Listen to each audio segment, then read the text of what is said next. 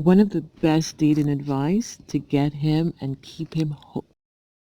There are a few very, very powerful spellbinding techniques that can get a man really hooked onto you. And if you're interested in learning some of those techniques, I would highly encourage you to click the link inside of this video and sign up to the free program, where you'll be taken to a very powerful story of one woman who used many of those techniques in order to really create a spellbinding effect on the men around her. These techniques are tremendously effective and powerful, but as with every method and technique, they are parts to the process.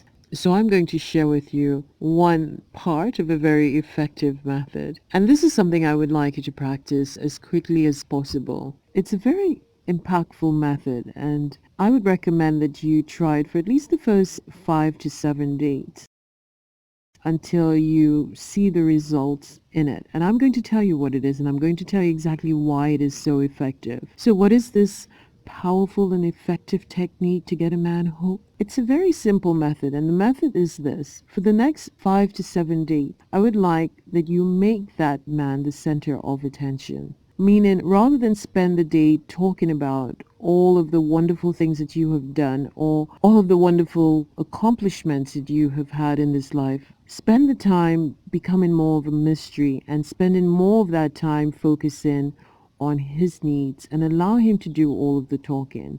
Allow him to be that one that you are curious about, excited about, like a good book. And like a good book, you don't spend time talking to the book, do you? You spend most of the time reading the book and trying to analyze what's going to happen or how things are going to flow. Oftentimes, we talk too much. They tell way too much about themselves in the very beginning. And before the man has an opportunity to become curious or to have or develop a genuine interest in you, you've already told him your entire life story. You've told him about that time when you were 12 and your father killed your favorite dog, and then you went into depression and you stopped talking. I mean, much of this information can be a bit excessive in the beginning. You've basically laid out your entire life story on the first or second date, and what happens is that, yes, he may feel a level of interest. Yes, he may feel that you're easygoing or open, and he may like this in the beginning, but it would be no different than when he goes out with one of his buddies and meets one of the guys and says, hey, this guy has so much in common with me. But it's not enough to gain the sort of deep internal connection where he would become curious about you or would want to know more about who you really are. So what I would recommend is that, and I'm not suggesting that you don't say anything about yourself. If he asks, by all means, you share. But there is a certain sort of pattern that happens in conversations. Two people sit at a table talking, and one person says, 2 years ago, I climbed Mount Kilimanjaro. And the other person doesn't stop and say, wow, what a wonderful thing. How did that happen? Or what was it like for you in this experience? And can you tell me more? What is most common is that the other person then says, oh yeah, you climb Mount Kilimanjaro? Yeah, I climb Machu Picchu. So it just becomes a back and forth matching who has done the most, who has achieved the most. Somebody tells you about the college they went to, you jump in and tell them that you've been to an even greater and better college. And in our warped mind, we think this is good. This is creating a bond, or we think that if I let this person know that I have achieved so much or have had the best, they're going to value me more. And that never happens. What happens is just a back and forth battle of egos where one person tells you what they have done that is so great. And what you're building with that man when you do that is just a back and forth competition. He may go with you. He may eventually find you interesting. But the relationship or the connection is never going to be a genuinely heartfelt or really sweet connection, because he hasn't really built that with you. What you have built is more of a competitive challenge type of connection, of seeing who can outdo the other. Here's another important key to why allowing him to flow rather than telling him everything about you is that as human beings we don't often get that that time or place where we ever hold center stage in anybody's thinking. Oftentimes we have to beg for somebody to even listen or give us the sort of attention, the genuine attention that we want. And so when a person gets that, when a person gets that genuine connection where somebody truly wants to know who they are, it's like being on stage as a celebrity. Imagine that you've gone on stage and everybody's throwing you flowers and everybody's commending you for the great job that you've done. For a moment, even though it lasts just a few days or a few hours, it is a wonderful feeling that somebody actually cares. Somebody actually wants to know more of who you are, or at least give acknowledgement to the things that you have done. And so when you do that with another person, what happens is that a buildup of good feelings flood that person's mind and spirit.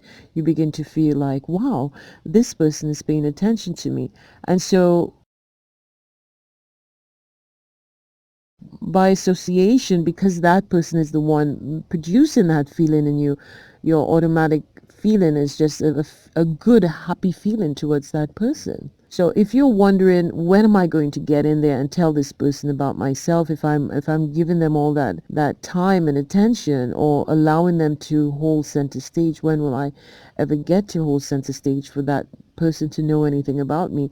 And what happens is that once that person has fulfilled that state of allowing you to discover who they are, eventually that person becomes curious. They will eventually want to know who you are.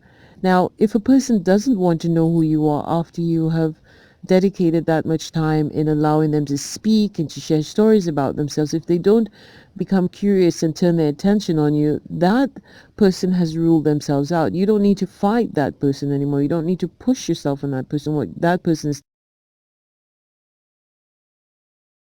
telling you, that they're somewhat of a bit of a narcissist, or they don't really care enough.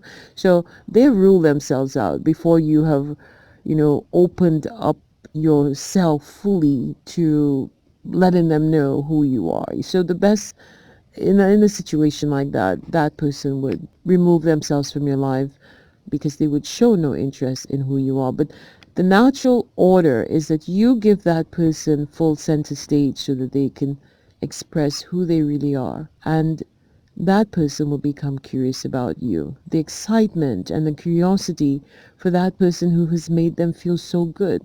What he will feel is that you are acknowledging him.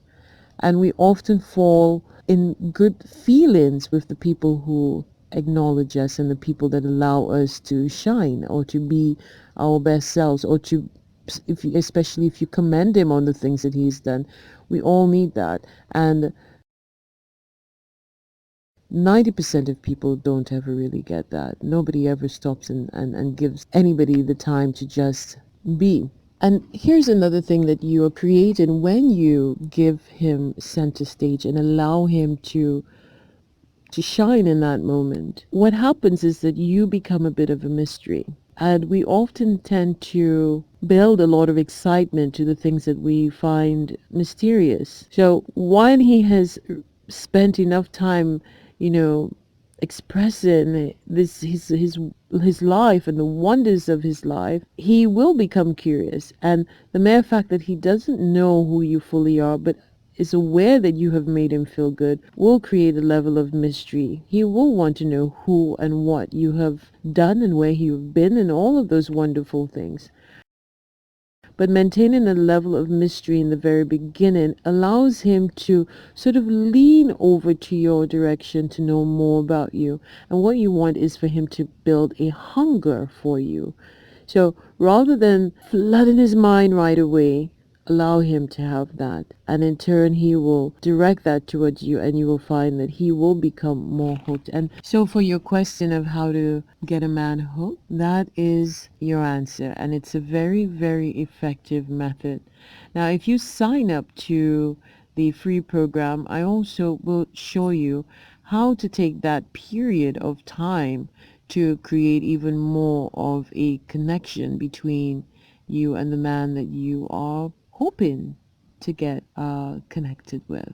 If you find this information helpful, please like, share, and subscribe. And of course, please click the link inside of this video to be taken to the free program.